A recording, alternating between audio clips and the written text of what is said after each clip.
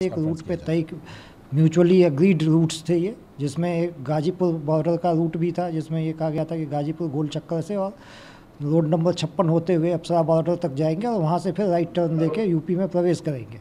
और इस पे कल से भी लगातार बातचीत किसान नेताओं से जो यहाँ गाजीपुर बॉर्डर पे बैठे थे उनसे बातचीत हुई थी और ये था कि वॉलंटियर्स उनके होंगे। उन्होंने भी अपनी एक व्यवस्था कही थी कि हम लोगों ने अपनी तरफ से भी सुरक्षा व्यवस्था कैसे उचित तरीके से चले ड्यूरिंग दिस ट्रैक्टर रैली, ये उन्होंने बताया था कि हमने कर रखी है। उनके साथ बातचीत हुई थी, उसमें भी ये हुआ था। उनके साथ जो लाइजन अफसर और वॉलंटियर्स के नाम भी एक्सचेंज हुए थे, कॉन्टैक्ट नंबर्स हुए थे, यानी कि उनकी तरफ से ये पूरा आश्वासन था कि ये चीज़ें सब सही चलेंगी।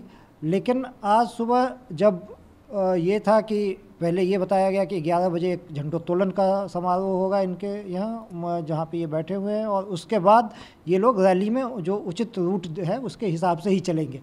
लेकिन अचानक 9:30 बजे एक ग्रुप जो है उसने पहले बैरिकेड ब्रीच करने की कोशिश की, तो गाजीपुर बॉर्डर के पास ही पुलिस से पहली झड़प किसानों की हुई वहाँ पर। और उसके बाद बहुत सारे किसान जब आगे बढ़े, उन्होंने रूट फॉलो नहीं किया, तय रूट फॉलो नहीं किया, तो अक्षरधाम से 1 किलोमीटर पहले जहाँ पे हमने अपने अरेंजमेंट्स रखे हुए थे वहाँ पे करीब 2 घंटे तक किसानों को समझाया गया और इवन हमने वहाँ पे टीयर गैसिंग भी की, बेटन चार्ज भी किया और इनको रोकने की कोशिश की। लेकिन जो उग्र किसान थे उन्होंने क्या किया, उन्होंने ट्रैक्टर से लोगों को, पुलिस वालों को, सुरक्षा बलों को कुचलने की कई जगह कोशिश की गई।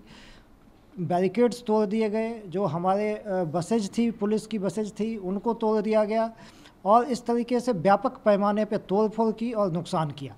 और उसके बाद इसमें से कई लोग इस बैरिकेड को तोड़ करके आगे निकल गए और जो पीछे लगातार उनके साथ पुलिस की जो है मुठभेड़ और मुकाबला चलता रहा। सर, कितने पुलिस वालों को चोटें आई? क्योंकि जैसे आपने बताया कि कुचलने की कोशिश की गई थी, तो क्या हुआ था कि जो सीनियर इसमें मैं ये बताना चाहूँगा कि जो एडिशनल डीसीपी ईस्ट है मंजीत, उनके ऊपर भी ट्रैक्टर चढ़ाने की कोशिश की गई और अगर ऐन वक्त पे उन सुरक्षा कर्मियों ने उनको हटाया नहीं होता तो बहुत बड़ा हादसा हो सकता था। हमारे यहाँ एक प्रोबेशनल एसीपी हैं, उनके भी चोट आई है। इसके अलावा बहुत तेरे पुलिस वाले हैं जिनकी एमएलसी वगैरह अभी हो रही है, उनके बहुत लोगों के चोट यहाँ पे आई है इस पूरे प्रदर्शन के दरमियान। तो ये काफ़ी उग्र तरीके से ये डेमोन्स्ट्रेशन किया गया, रैली की गई, जिसमें व्यापक पैमाने पे तोड़फोड़ हुई है। इस पर कानूनी कार्रवाई की जाएगी। अनुज जी, दिल्ली में अभी हालात है, लाल किले में देखा झंडा फहरा दिया गया, तो कहीं ना कहीं पहले से मीटिंग चल रही थी, उसके बावजूद आखिर ऐसी क्या वजह रही कि दिल्ली पुलिस उन्हें रोकने में सक्षम नहीं रही, रोकने में मतलब नाकाम रही है? देखिए, बहुत बड़ी तादाद में पुलिस बल भी तैनात किए गए थे, फिजिकल बैरियर्स भी लगाए गए थे और कई राउंड की मीटिंग इसलिए की गई थी कि जब इस तरह के डेमोन्स्ट्रेशन होते हैं तो एक ट्रस्ट भी होता है, जिसमें ये होता है कि जब बड़े पैमाने पे कई मीटिंग्स का दौर चला है और बड़े बड़े जो नेता थे, किसान नेता, वो भी इन मीटिंग्स में शामिल थे और उन्होंने आश्वासन दिया था और कंटिन्यूस ये आश्वासन दिया गया कि हम इस रूट को फॉलो करेंगे। उसके बावजूद हम लोगों ने तमाम, चूँकि आज रिपब्लिक डे था, तो तमाम जगहों पे जहाँ जहाँ पे इस बात की संभावना हो सकती है कि जहाँ से डेमोन्स्ट्रेटर्स जा सकते हैं वहाँ पे हर किस्म का इंतजाम किया हुआ था।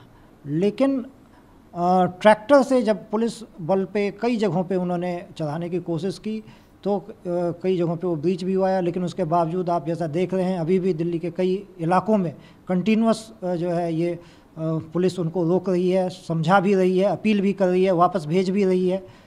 बहुत सारे आपने देखा होगा गाजीपुर बॉर्डर से वापस चले भी गए हैं, जो इसमें कई सेनर एलिमेंट्स हो सकते हैं, वो चले भी गए हैं।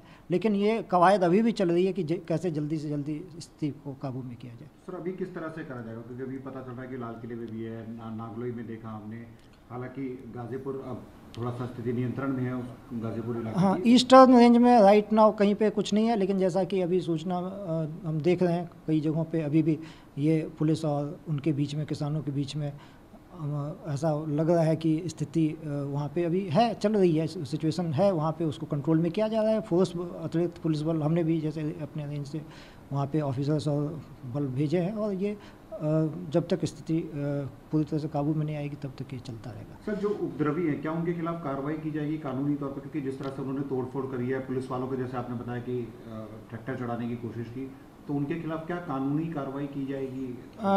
डेफिनेटली जो इसमें नुकसान हुआ है और जिस तरह से असॉल्ट हुआ है पब्लिक सर्वेंट्स के ऊपर, जो पुलिस बल के ऊपर, उसमें जो भी लीगल एक्शन बनता है वो निश्चित तौर पे लिया जाएगा। पंजाब अते पंजाबीयत नाल जुड़िया हर मुद्दा, हर खबर निरपक्ष तरीके नाल तुहाडे तक पहुंचण दी कोशिश विच तुसीं भी देवो साडा साथ। तां हुणे लाइक करो साडा फेसबुक पेज, सबसक्राइब करो यूट्यूब ते अते फॉलो करो इंस्टा अते ट्विटर ते निरपक्ष पोस्ट।